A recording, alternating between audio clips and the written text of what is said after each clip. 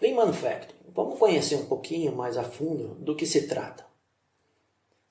Nós fizemos aqui nesse material um índice, né, bem detalhado aí para que você possa seguir o material e se localizar quando quiser, tá bom? Então, introdução. Tem bastante tempo aí de companhia, trabalha no mercado há mais de 20 anos, na realidade há 22 anos, tem um embasamento muito forte, né? Tanto teórico quanto prático. Então essa é uma das grandes diferenças. Por quê? Porque a teoria sozinha não serve para muita coisa.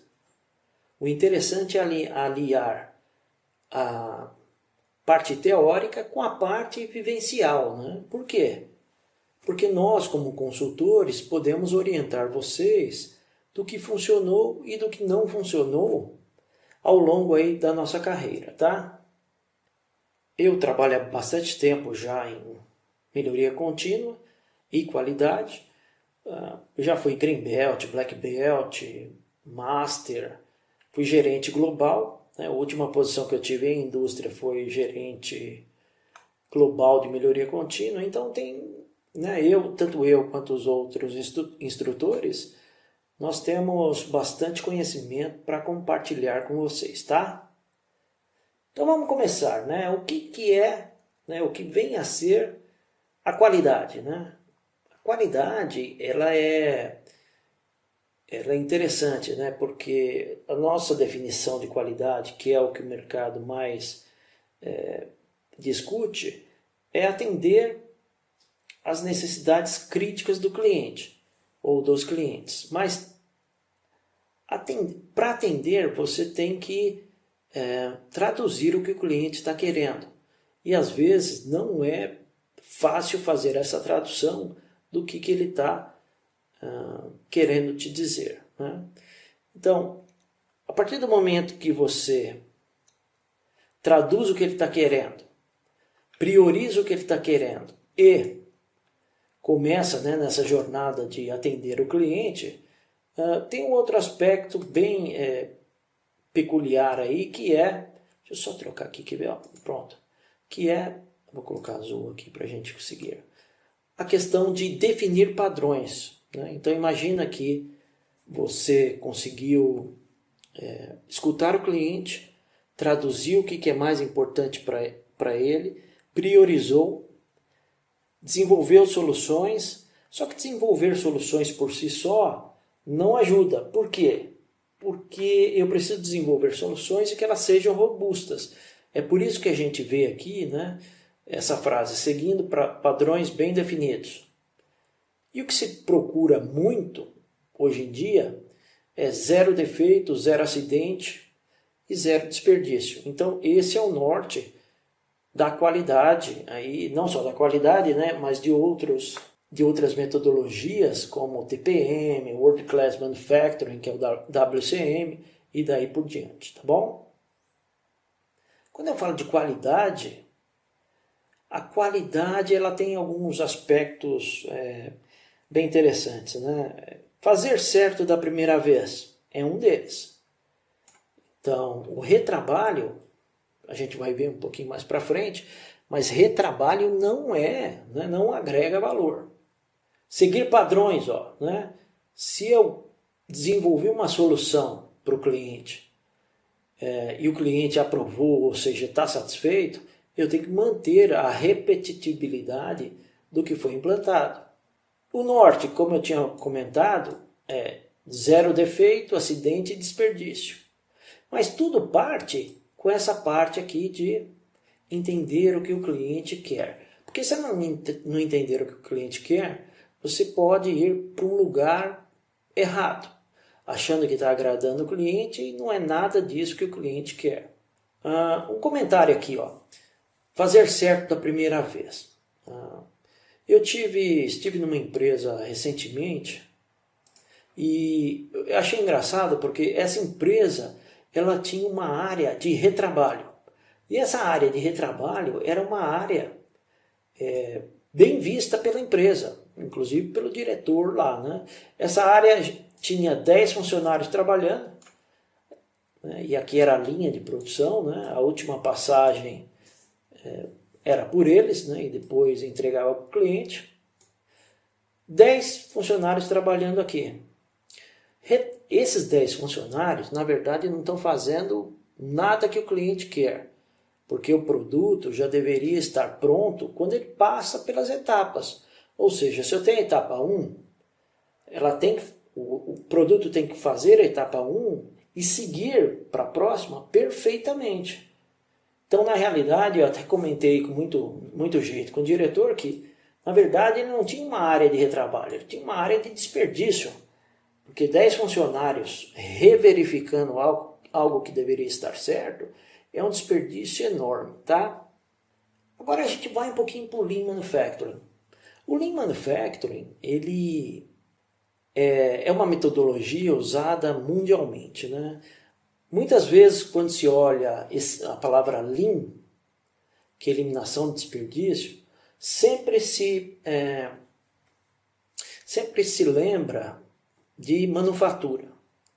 Mas não é isso não. Na verdade, o Lean é voltado à área administrativa, operacional e, mais importante que isso, para todo e qualquer tipo de empresa.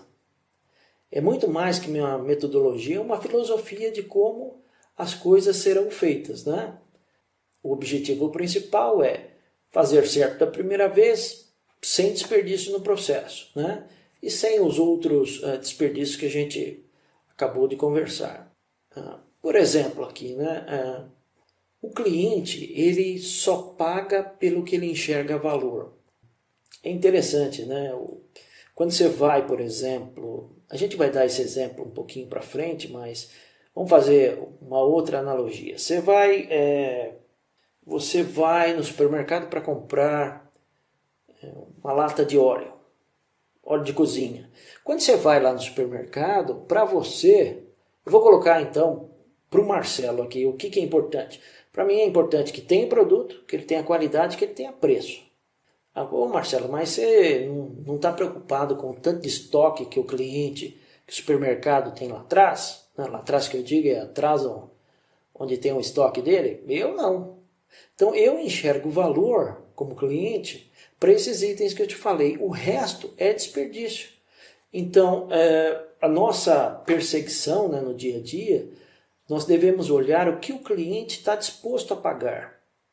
Porque o que não tiver nessa conta é desperdício. Então a gente vai falar de transporte, vai falar de movimentação, vai falar de retrabalho, defeito e daí por diante, tá? E o Lean Manufacturing ele vem justamente para ajudar o processo a eliminar aí essas fontes enormes aí de desperdício. Origem, né? Toyota, mais uma vez aí a Toyota lançando, né, ou iniciando metodologias que hoje são usadas mundialmente, né? E o Taiichi Ohno é um dos responsáveis por esse conceito aí do Lean Manufacturing. E só para contar para você, o Lean Manufacturing ele realmente abalou aí a indústria na época, né? Por quê? Porque os americanos iam lá para o Japão para entender, né, como é que eles conseguiam montar um carro em tão pouco tempo e com a alta qualidade. Então eles vinham para estudar esse modelo, né? O Japão e mais especificamente a Toyota tinha essa abertura, né? É muito comum um exemplo sobre a Toyota que ela tinha, né, na época da Toyota, nos anos 40 e um pouco mais para frente, tinha que mandar os carros via navio, né? Só que quando eles observaram o seguinte, se mandasse os carros via navio, já montados, eles iam perder todo aquele tempo, né, 2, 3 meses de translado, né, ou seja, do Japão até os Estados Unidos, por exemplo. O que eles fizeram? Eles transferiram parte, né, da montagem, do acabamento, para dentro dos navios. Ou seja, enquanto o navio estava se locomovendo, eles agregavam valor no produto, ou seja, a construção do carro continuava. Então é por isso que a Toyota tem essa posição aí bem diferenciada no mercado até hoje, tá? E como é que fica o Lean Manufacturing e a qualidade? Bom, o Lean Manufacturing está diretamente ligado com a qualidade. Por quê? Porque eu tenho que, lembra esse desenho? Eu tenho que entender e atender os clientes, as necessidades críticas do cliente, tem que fazer certo da primeira vez, seguir padrões de solução e ter zero defeito, acidente e desperdício. Só que, quando eu falo do Lean Manufacturing, eu estou falando em adicionar nesse mecanismo aqui conceitos, métodos, ferramentas e pessoas. Pessoas aqui bem treinadas para agregar valor e fazer a diferença, tá bom? E a evolução do Lean Manufacturing? Eu queria que você observasse aí, nessa primeira tomada que eu estou fazendo, olhe o nome das empresas que estão, né, usando. Quer seja o Lean, quer seja o Six Sigma, quer seja o Lean Manufacturing, né, elas usam esses conceitos e as ferramentas que dão resultado. Então a gente tem desde Motorola, passando por Toyota, IBM, GE, e indo até os dias atuais com ArcelorMittal, Votorantim, Nestlé, Itaú. Então ninguém é bobinho, né? Todo mundo está fazendo aí esse uso porque dá resultado. Aí a gente olha um pouquinho mais. Vamos ver as empresas que mexem com Lean Manufacturing. Olha só, né? Ambev, Nestlé, que a gente já falou, Boticário, Odebrecht. Você falar em Lean, né, na Cargill, conhece muito Lean. Você falar na Volks, também. Quem mais? Banco Itaú, uma empresa aqui de Jacareí, né, do Vale do Paraíba, é a Ball. Temos outras empresas como a Sony, a Whirlpool. Se eu continuar, eu vou ter a Rede Positivo, Laboratório Axé, a Vale usa, Suzano, Braskem, vou pegar uma outra aqui, a Mil, né? O Albert Einstein não está aqui, ou eu ainda não achei, mas Sírio-Libanês também, né? Um exímio aí, ele é muito conhecido não só pela parte médica, né? e de tratamento, mas também pelo uso do Lean Six Sigma dentro do Sírio-Libanês também, tá? O mesmo acontece para a Beneficência Portuguesa e para o Albert Einstein. Nós temos também aqui, NET, Vivo, Sanofi ou Sanofi, Abbott. Só voltar aqui. Por quê, né? Por que tem... Isso aqui é só uma pequena amostra do que a gente levantou, tá bom? Tem a Rocha aqui também, esqueci da Rocha. Rocha gigantesca, né? Sanofi também. Porque, vamos fazer só um raciocínio. Por que um banco como Itaú tem melhoria contínua lá, né? Porque sabe que vai dar resultado. E o Lean Manufacturing também dá resultado. Então é muito acreditado aí pelas empresas, tá? O grupo Votorantim também, acabei esquecendo esse grupo aqui. Ou seja, bastante gente aí fazendo uso do Lean Manufacturing. Agora, quando eu falo de princípios, é bacana, né? Porque o Lean Manufacturing, ele tem 5 princípios aí pelo qual ele trabalha. Valor, fluxo de valor, fluxo contínuo, puxar e perfeição. Então vamos dar uma olhada e entender um pouquinho o que é cada um deles. Mas antes disso, eu não tenho jeito de ir para frente, por exemplo, para falar de valor, sem ter essa definição que você está vendo aí no slide 13. Quando eu tenho o cliente, né, a voz do cliente, o cliente sempre tem razão. É o cliente que determina a regra do jogo. E é o cliente que vai falar se está bom ou se está ruim o produto que você está passando para ele. Se bem que eu tenho alguns fornecedores aí, eu tive alguns fornecedores que achavam que eu era o fornecedor. E eu tinha certeza que era o cliente porque eu estava pagando eles. Mas, brincadeiras à parte, o cliente tem sempre razão. Agora, escutar a voz do cliente nem sempre é muito fácil. Vou dar um exemplo para você que eu brinco muito quando eu faço treinamento presencial. Eu sempre brinco assim, quem é que tem esposa aí? Quem é que tem, né, uma cara à metade? Normalmente eu pego um que já é casado há bastante tempo, como eu, 26 anos, e brinco, né? Porque o meu cliente hoje, os meus clientes, com certeza o número 1 é minha esposa. E para eu escutar a voz dela, é algo que eu estou tentando há 26 anos escutar direito. Né? Às vezes eu não escuto não, às vezes eu não consigo entender o que ela quer falar. Mas faz parte aí da minha profissão. Né?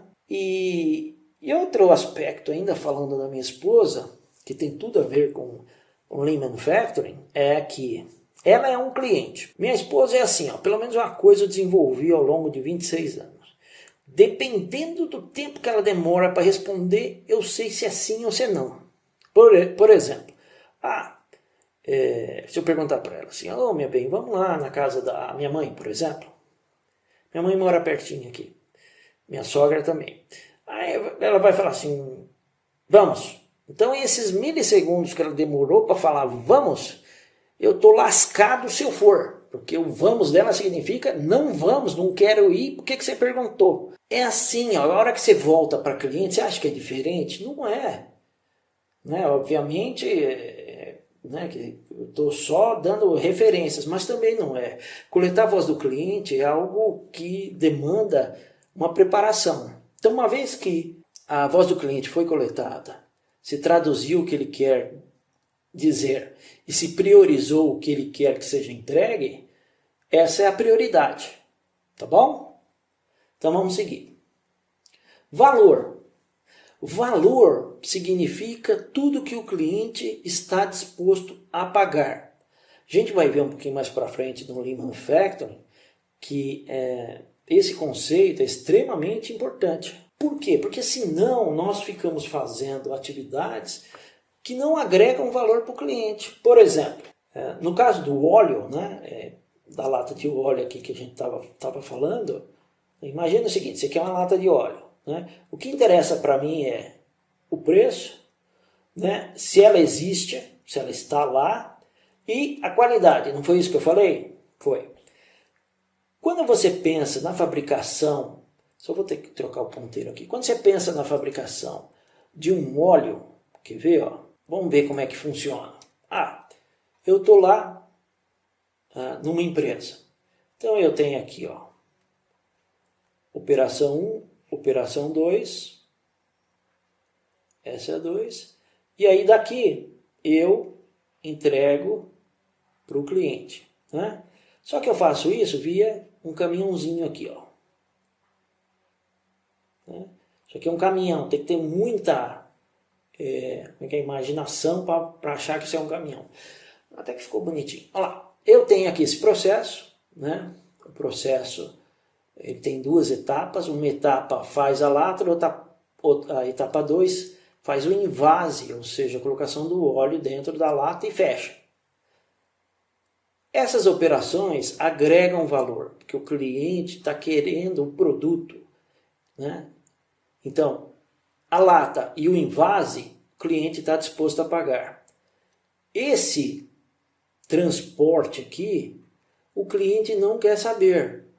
Se você vai demorar 3, 4, 5 dias para entregar o material lá no supermercado, não é valor para o cliente.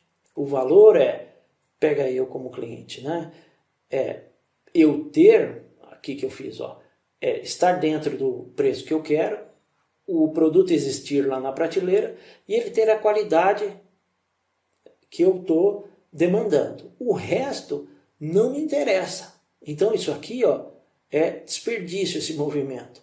Imagina que aqui entre uma operação e outra eu tenha um estoque aqui intermediário de várias latas esperando. É desperdício também. Não me interessa essa quantidade de material aqui. É a fábrica que está gastando muito material indevidamente. Também não me interessa isso. E outros desperdícios que a gente tem, ou que a fábrica tem, ao longo aí da fabricação de um produto simples, deixa eu voltar aqui, como uma lata de óleo, tá bom? Mas pode ficar tranquilo, ou tranquilo, que a gente vai ver aí valor mais para frente, mais detalhes, tá? Fluxo de valor, isso é muito bacana. O fluxo de valor, ele é um mapeamento feito, ele tem alguns nomes, ele tem Fora fluxo de valor, ele tem alguns outros nomes, como VSM, Value Stream Mapping. Então deixa eu mostrar uma coisa aqui, ó. Não, se bem que dá para fazer aqui, ó. O fluxo de valor, o que eu estou tentando olhar? Eu estou tentando olhar dentro de um processo o que agrega e o que não agrega valor, né? Então vamos lá, quer ver? Está muito ligado com esse primeiro item. Eu vou aqui acionar uma tela em branco, quer ver? Nessa questão de fluxo de valor, então vamos imaginar o seguinte, ó. Imagina que eu quero comprar um shampoo. Para um cliente como eu, o shampoo ele tem 3 itens importantes na minha compra. Primeiro é o preço. Eu quero que esse preço seja o mais baixo possível. Segundo é a qualidade.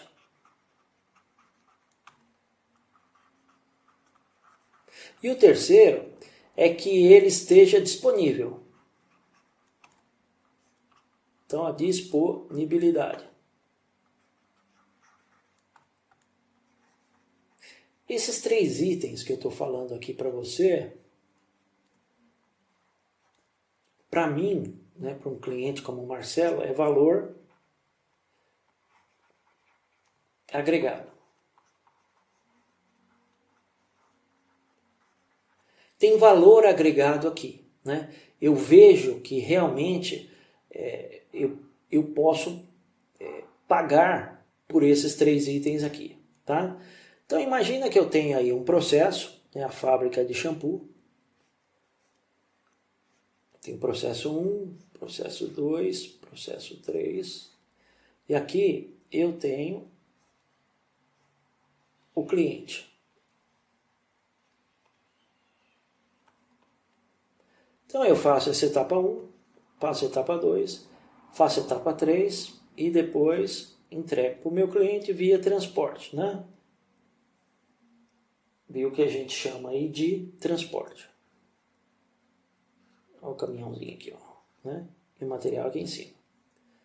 Quando eu produzo na estação 1, eu jogo para 2, jogo para 3 e depois vai o caminhão e vai para o cliente. Antes da estação 1, eu tenho uma série de materiais aqui, matéria-prima para entrar. Antes da estação 2, eu também tenho uma série de materiais aqui, aguardando. Do 3 a mesma coisa. O que é mapeamento do fluxo de valor? Eu quero saber, né, onde agrega ou não valor nessa cadeia. Né? Tudo que eu tenho transformação do produto agrega valor. Então, se eu falar que essa primeira atividade é a formação do corpo do shampoo, corpo. Aqui, 2, envase. E o terceiro é etiqueta. Para mim, ou para um cliente como eu, isso agrega valor, né? Agora, se eu for ver o mapeamento do fluxo de valor, como é que a gente faz? A gente faz assim. Quero entender como é que funciona e onde eu agrego ou não valor nesse processo, tá? Então, geralmente a gente faz assim. O que a gente vê, né? Imagina que nessa operação 1 aqui, eu gasto, digamos, 10 minutos para fazer. Dos 10 minutos, quanto o cliente enxerga valor? 10 também. Aqui, ó, é o cliente enxergando o valor, tá? E o cliente só enxerga valor para esses itens aqui, no caso, que a gente está fazendo para alguém com o meu perfil. Agora, da estação 1 para a estação 2, leva 20 minutos de transporte. Né? Agora, da estação 2, o material entra na estação 2 e leva 10 minutos. Quanto o cliente vai ver de valor? 10 também. Aí mais 20 minutos para levar o material para a estação 3. Na estação 3 também é 10 minutos, o cliente vê 10, acabou. Então, ó, se a gente somar aqui, dá 1h10. Né? Se eu somar meia hora, 30, 60, 70 minutos, ó, fabricando. E aqui, agregando valor, nessa parte de baixo, somente 30 minutos, né? Marcelo, de onde é que veio 30? 10, 10 e 10. Ó, 30 minutos só. Marcelo, e os 40 minutos, o que é? É o que a gente chama de desperdício, tá? O desperdício são os 40 minutos. Ou seja, o que eu estou querendo falar para você? O cliente só vai pagar pelo que ele enxerga valor, tá? Quando eu falo de fluxo contínuo, eu não quero parar a produção. Eu quero continuar a produção sem interrupções. Ou seja, eu não paro para ficar manuseando, né, o material, não paro para ficar deslocando o material para o estoque acabado, e nem de um lado para o outro. A produção puxada, ela tem uma característica interessante. Normalmente, quando a gente fala dessa parte, a gente sempre lembra da caixa d'água, né? Produção puxada funciona assim, ó. Imagina a caixa d'água da sua casa, né? Só que como é que funciona a caixa d'água da sua casa? Aqui tem entrada de água, né? Começa a entrar aqui. Só que lá dentro tem algo que a gente chama de boia. E aqui embaixo tem onde sai para o consumo da sua casa. Então a água fica entrando aqui até chegar aonde? Até chegar no limite da boia. Chegou no limite da boia, o que ela faz? Ela para essa entrada aqui. Essa entrada ela é parada mesmo, tá? Para que não tem mais como entrar. A partir do momento que o nível começa a descer, o que acontece? Entra mais, libera mais água, até atingir o limite máximo, que é a boia. Produção puxada é exatamente a mesma coisa, só vai colocar na entrada do processo se algo sair. Ou seja, eu só coloco no início da produção se algo sair aqui. Então não fico produzindo desnecessariamente. Tem uma coisa muito interessante na produção hoje em dia, que é o pavor de deixar uma máquina parada. Por onde eu já passei e até por onde a gente tem visitado, o gerente ele tem pavor de deixar lá o equipamento parado. Mesmo que não tenha produção, ou seja, não tenha pedido do cliente, ele quer deixar a máquina produzindo. A perfeição também é algo que tem que ser buscado aí diariamente, né? Por quê? Porque o cliente ele quer o certo da primeira vez e o certo da melhor maneira possível, né? Aqui a gente entra em categoria das atividades. A gente falou um pouquinho lá atrás, né? O que o cliente está disposto a pagar em valor agregado. O que o cliente não está disposto a pagar é o NVA, ou seja, não valor agregado. Mas tem áreas, por exemplo, áreas administrativas, área de sistemas, qualidade, compras, que muitas vezes são classificadas como BNVA. Por exemplo, imagina que eu tenho uma empresa de fabricação de bicicleta, por exemplo, né, e eu tenho o meu processo produtivo lá. Deixa eu só desenhar o processo aqui só para a gente ficar na mesma página. Ó, eu tenho um processo produtivo, né, para montar as bicicletas, né, tem as operações. E no final tem a bicicleta montada aqui, ou seja, tem duas operações e a bicicleta pronta aqui para entregar para o cliente. Na verdade, o que agrega valor para o cliente é só essa operação e essa. O restante, como área de sistemas, qualidade, compras, para o cliente não tem valor nenhum. mas para o negócio é importante ter para que consiga produzir o que é esperado. Mas na visão do cliente, né, quando o cliente olha essas áreas aqui, né, lembra no caso lá da lata de óleo? Eu vou pegar esse caso aqui e vou colocar um cliente como meu perfil. Bicicleta, o que eu quero? Também quero qualidade, eu quero preço, eu quero disponibilidade. Né? Basicamente o mesmo que eu espero de uma lata de óleo se eu fosse comprar. Né? Outra questão interessante são os benefícios que se tem aí com Lean Manufacturing. Tem vários, né? Desde o aumento de produtividade, há um que eu acho até o mais importante aí, que é o aumento do moral dos funcionários. Né? Nós estamos bem certos de que não há melhoria e não há sustentabilidade da melhoria sem o fator humano. Ou seja, o fator humano ele é fundamental, né, numa jornada de melhoria, né, a cada dia e na manutenção dela. Né? Por mais que se automatize, as pessoas ainda são um diferencial muito grande quando se fala em melhoria, sustentabilidade e daí por diante, tá? Quando eu falo de desperdícios, lembra da Toyota? Então, Taishi Ono, ele que criou isso lá na Toyota, né?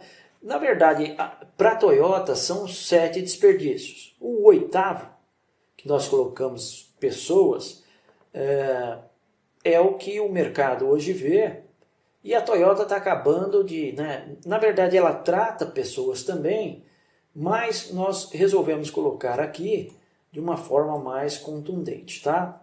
Então, quais são aí os desperdícios que eu tenho? Eu tenho desde transporte até estoque. Transporte não agrega valor, né? Eu pegar a mercadoria e entregar para o cliente, ele pode usar o transporte que ele quiser. O cliente ele quer qualidade. Se para esse transporte ele vai usar um caminhão sofisticado, ou vai levar de empilhadeira, ou vai levar de avião, pouco importa. Para o cliente o que importa é a qualidade do produto. Então transporte é desperdício. Quando eu falo de retrabalho, também, né, nós falamos um pouquinho atrás sobre a área de retrabalho de uma empresa que eu passei. Né? Então, retrabalho, ele é desperdício puro, tá? Porque parte do princípio que um produto tem que ser feito certo da primeira vez. Espera também. A espera ela é muito latente também na nossa vida fora de organizações. Por exemplo, na vida pessoal, você pega e vai lá para o banco. Vai lá para o banco para pagar alguma coisa ou para sacar dinheiro. Você tem uma fila, não tem? Essa fila você tem que esperar para ser atendido, que você pega lá a senha. Né? Isso é espera. Para você como cliente, isso além de ser uma irritação enorme, é um desperdício puro. Né? A parte de defeitos também. Né? Ou seja, eu tenho que produzir corretamente da primeira vez. Processamento desnecessário. Vou dar um exemplo para você. Né? É um exemplo bem bacana. Né? Imagina que eu fui numa concessionária comprar um carro. E eu comprei o carro da cor preta. Então, só que eu quero preto sólido. Eu não quero preto de outra modalidade. Só que para agradar o cliente, o lugar resolveu colocar uma pintura, preto perolizado. Quando eu fui pegar o carro, eu odiei, porque eu não gosto de perolizado. Então, o superprocessamento, ele é perigoso também. Eu dar uma característica a mais que o cliente não pediu. E a pior aqui para nós é pessoas, né? Ou seja, o desperdício de pessoas, ele é muito complicado, porque as pessoas, quando desmotivadas, elas são, eu diria que é um processo muito desgastante para motivá-las de novo. Por quê? Porque a desmotivação pode vir de várias fontes, né? Mas uma delas é fazer um trabalho que não agrega valor. Então imagina uma pessoa fazendo um trabalho que não agrega valor nenhum durante muito tempo. Para você resgatar a pessoa, é um processo longo. O que a gente quer falar para vocês é: evitem esse tipo de desperdício, né? Não só esse, como os outros 8 que nós passamos. As pessoas têm que ser melhor envolvidas e comprometidas nos processos. Excesso de produção, isso aqui é muito mais o nosso dia a dia, diria, no Brasil, do que muitos pensam. Então eu falei agora há pouco que um gerente de produção, para um gerente de produção, e ver a máquina parada é algo assim muito crítico. Então ele tem que produzir constantemente, mesmo que eu não tenha pedido para isso. Em empresas isso é produzir a futuro, tá? Rezando para que tenha carteira para vender aquilo ali. E o estoque é outro. Estoque é muito problemático porque eu não estou falando de um estoque, de não ter estoque, não é isso que eu estou falando. Eu estou falando de ter um estoque muito maior do que é necessário, né? Imagina você ter um galpão com 1000 produtos, sendo que o necessário seria só ter lá acabado, sei lá, 200. Todo o manuseio que você tem desse produto, toda a movimentação, todas as pessoas envolvidas naquele galpão, estão fazendo o quê? Praticando desperdício puro. Imaginando que um galpão, né, com estoque, eu posso ter também um problema de defeito, né, que eu movo um produto de um lugar para o outro, posso gerar defeito no produto, aí eu gero retrabalho, enfim, tem uma cadeia toda que você deve ter percebido que é afetada porque eu tenho um estoque mal dimensionado. Isso vale também para o estoque intermediário, ou seja, é o estoque que eu tenho entre as operações. Nós chamamos esse estoque de WIP, tá? Então imagina que eu tenho as operações aqui, eu posso ter materiais esperando para ser processados, né, antes de cada operação. Só que eu não devo ter um valor sem ter uma lógica por trás. Ou seja, eu tenho que balancear esse estoque intermediário para um valor racional, né? Esse valor racional é calculado. Esse valor racional é calculado como a questão lá da caixa d'água, né? Eu só boto alguma coisa no início do processo se alguma coisa sair daqui. Mais ou menos aí a mesma ideia, tá? Agora, o que você vai fazer? Ó, você tem aí 1 hora para levantar 2 processos que você conhece, identificar aí os desperdícios, os 8 desperdícios, tá bom? Então vai lá, que aí a gente continua no próximo módulo, tá? Um abraço.